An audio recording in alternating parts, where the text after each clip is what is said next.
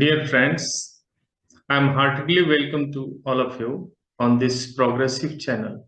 So साथियों, आज हम तीन टॉपिक पढ़ेंगे जो कि इकोनॉमिक्स से रिलेटेड है। पहली टॉपिक होगी कैरेक्टरिस्टिक्स ऑफ मनी, दूसरी टॉपिक होगी टर्म्स ऑफ क्रेडिट और तीसरी टॉपिक होगी सोर्सेस ऑफ कैपिटल।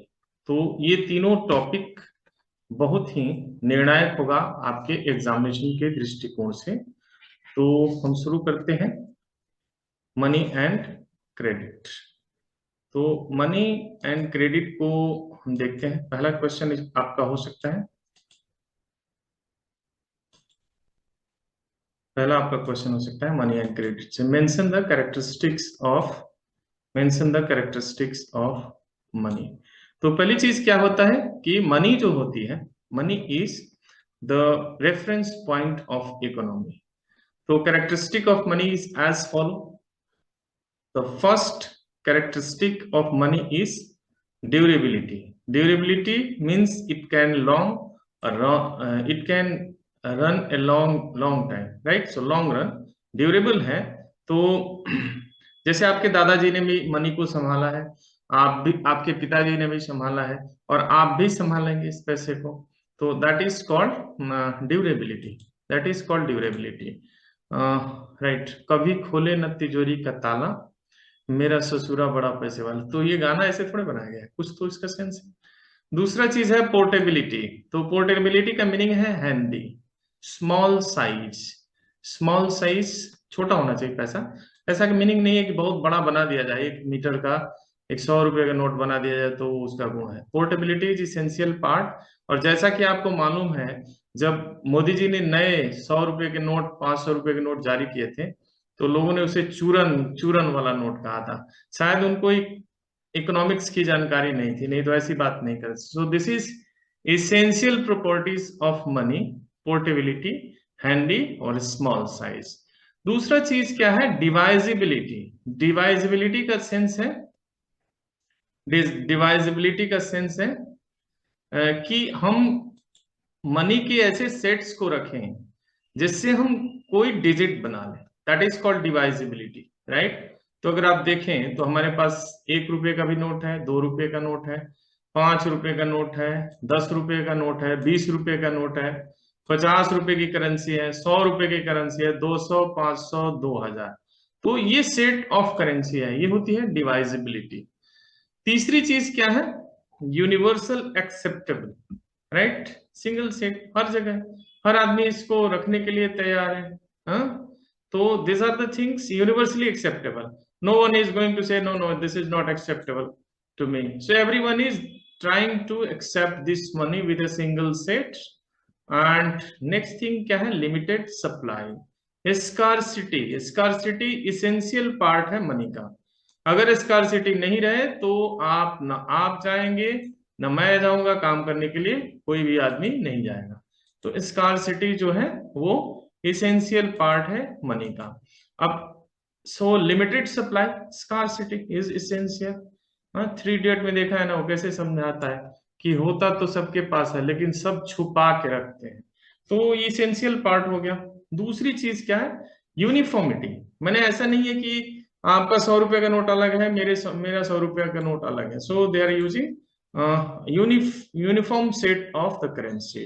जैसे जैसे पूरे देश में एक ही सेट ऑफ करेंसी है, ठीक। तो I hope that this is first question is very clear. दूसरा चीज हम लोग पढ़ते हैं, what is terms of credit, explain. So ये दूसरा क्वेश्चन भी बहुत इंपॉर्टेंट है और जहां तक मुझे आशा है आप इसको समझ पाएंगे। दूसरा क्वेश्चन है टर्म्स ऑफ क्रेडिट। तो ये टर्म्स ऑफ क्रेडिट को देखें तो इसका मीनिंग है what is terms of credit, explain. So पहला क्वेश्चन है, terms of credit is the eligibility of loan, right. तो हम लोन लेने के लिए जाते हैं तो क्या क्या एलिजिबिलिटी चाहिए, लोन के लिए हम क्या क्या एलिजिबिलिटी फुलफिल करना होता है। तो पहला चीज होता है, पहले बैंक जाते हैं पूछेगा what is the purpose of loan, क्या करेंगे loan, right. Purpose of loan आप बताएंगे एजुकेशन के लिए लेना है, एग्रीकल्चर के लिए लेना है, हाँ एजुकेशन के लिए लेना है, एग्रीकल्चर के लिए, शादी है, विवाह है, या कहीं टूर पे जाना है। और आजकल लोन तो बैंक वाला फोन करता रहता है। एक दिन मुझे भी किया था, मुझे पूछा सर लोन ले लीजिए, टूर पे जाइए। मैंने कहा मेरी मेरी शादी हो गई है, मुझे मुझे अब तलाक देना है। तो बोला सर तलाक के लिए लोन ले लीजिए। तो लोन तो हर तरीके से मिलता है। सेकेंड थिंग क्या है, आईडी प्रूफ पूछेगा कौन, राइट? पूछेगा ना कौन, क्योंकि बहुत सारे डॉन पड़े हैं ना देश में। हाँ, देखा ही आपने क्या क्या सब पैसा, ललित मोदी, नीरव मोदी सब पैसा लेके भाग गया ऐसे ही। तो आईडी प्रूफ पूछता है पहले, आईडी प्रूफ, अरे दीवानो मुझे पहचानो, कहाँ से आया, मैं हूँ कौन, मैं हूँ डॉन। तो इन डॉन से बचने के लिए वो पूछेगा आपका आईडी प्रूफ, राइट? तो आईडी प्रूफ के तौर पे आप पैन दे सकते हैं, आधार दे सकते हैं, वोटर आईडी दे सकते हैं, राशन कार्ड दे सकते हैं। ये सारी चीजें होती हैं आईडी प्रूफ। उसके बाद बैंक आपसे पूछता है कि दिस इज, ऑफर करता है this is my rate of interest, right? इतना रेट मैं चार्ज करूंगा लोन के ऊपर, रेट ऑफ इंटरेस्ट, राइट? फिर उसके बाद पूछता है, अभी भी बैंक लोन नहीं देगा आपको, फिर पूछता है सोर्स ऑफ कोलेटरल दीजिए। क्या देंगे, क्या देंगे आप सोर्स ऑफ कोलेटरल के तौर पे? अगर बैंकक्रप्ट कर गए, लोन फेल हो गया, तो उस कंडीशन में आपका लोन रिकवरी कैसे होगा? ऑप्शन कर देगी ना वो। तो बैंक के पास ये अधिकार है कि ऑप्शन कर देगा। तो इस कंडीशन में आप क्या करते हैं, कोई टर्म्स डिपॉजिट है उसको देते हैं, सैलरी स्लिप है उसको देते हैं, या फिर और भी चीजें हैं, जैसे आपने कुछ एलआईसी वगैरह ले रखा है उसको देते हैं, या घर में गहना है उसको रखते हैं, राइट? तो ऑर्नामेंट्स भी रख सकते हैं। सो this is called source of collateral. या लैंड का पेपर है उसको आप रखते हैं, फिर लोन पूरा होने के बाद फिर से वो क्या करता है, बैंक आपको वापस करता है। Next thing is documentation and processing. इतना होने के बाद फाइनल डॉक्यूमेंट्स होता है, और लास्ट में बैंक पूछता है आपसे कि what is the mode of repayment, ये जो पैसा लेंगे वो पैसा कौन देगा, राइट? कैसे देंगे आप? तो यूजुअली यहाँ पे आप देखिएगा ईएमआई करता है। ईएमआई हो सकता है मंथली हो, या 3 महीने पे हो, या 6 महीने क्वार्टरली हो, हाफ ईयरली हो, या एनुअल हो, राइट? तो ये सारी चीजें पूरा होने के बाद ही बैंक आपके अकाउंट में पैसा देता है। So this is called terms of credit. It means the terms of credit is nothing but it's eligibility of loan. तो ये 5 से 6 चीजें हैं, इसको जरूर जानिए। पहला चीज है पर्पस ऑफ लोन, लोन का उद्देश्य क्या है, आईडी प्रूफ आपके पास है या नहीं है। So this are talking about rate of interest क्या है। रेट ऑफ इंटरेस्ट देखेंगे तो आप 5% से लेके 20% के बीच में लोन है, जैसा लोन है उसका रेट ऑफ इंटरेस्ट वैसा है। सोर्स ऑफ कोलेटरल, गिरवी क्या रखेंगे आप, राइट? डॉक्यूमेंटेशन, और फिर प्रोसेसिंग होगा, फिर मोड ऑफ रिपेमेंट होगा। So this are the things which is applied for the terms of credit and eligibility for the loan. I hope that this is clear. Bharat में क्या है कि इतना टर्म्स ऑफ क्रेडिट जो है पढ़ा लिखा आदमी ही पूरा कर पाता है। गरीब आदमी के पास क्या है? अब एक भिखमंगा लोन लेने के लिए जाएगा, पूछेगा सोर्स ऑफ कोलेटरल क्या है, तो भिखमंगों की वसीयत थोड़े दिखाएगा वो। तो this are the things, that's why maximum people who are literate and settle in the city, they are benefited by the formal source of credit. नहीं तो फिर वही इनफॉर्मल में फंस के जनता रह जाती है। So this is second one. Now अब हम तीसरे को देखते हैं, तीसरा क्या है।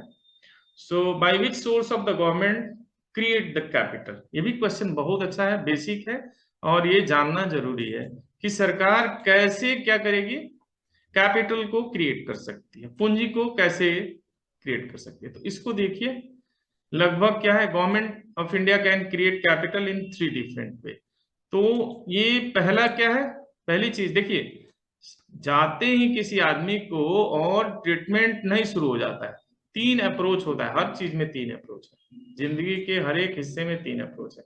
पहला चीज होता है कि हम उसको डायग्नोसिस करते हैं, फिर उसको प्रिस्क्रिप्टिव करते हैं, और फिर उसका हम असेसमेंट करते हैं। सिंपली यहाँ भी 3 चीज है। पहली चीज क्या है कि हम कोशिश करते हैं कि अपने बाजार से ही हम पैसा निकालें, राइट? सरकार ये कोशिश करती है क्योंकि चीप रेट ऑफ इंटरेस्ट पे अवेलेबल हो जाएगा।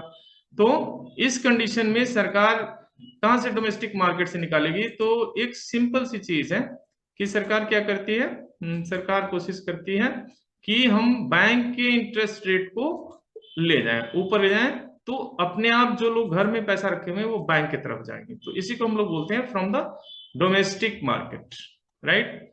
मोदी जी ने जब जन धन योजना की बात की थी तो आपको याद होगा करोड़ों अकाउंट खोले गए थे देश में, और उस करोड़ों से लाखों करोड़ रुपए एकाएक सरकार को एक पूंजी के तौर पे मिल गया, कैपिटल के तौर पे मिल गया। इसको हम बोलते हैं कैपिटल फ्रॉम डोमेस्टिक मार्केट।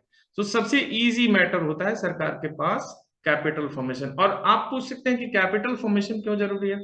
तो इंफ्रास्ट्रक्चर को खड़ा करने के लिए कैपिटल बहुत जरूरी है। दूसरा चीज है कि क्रेडिट या लोन कहां से लें? ये दूसरा उपाय है कि हम विदेशों से लोन ले सकते हैं, राइट। हालांकि ये महंगा पड़ेगा पहले वाले से। तो यहाँ पे लोन कौन देगा?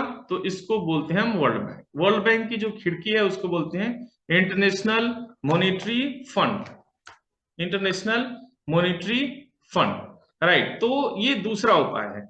और थर्ड वे क्या है? तो publication of new currency release कर सकता है reserve bank of India on behalf of central government, अगर चाहेगी नए पैसे को रिलीज करने के लिए।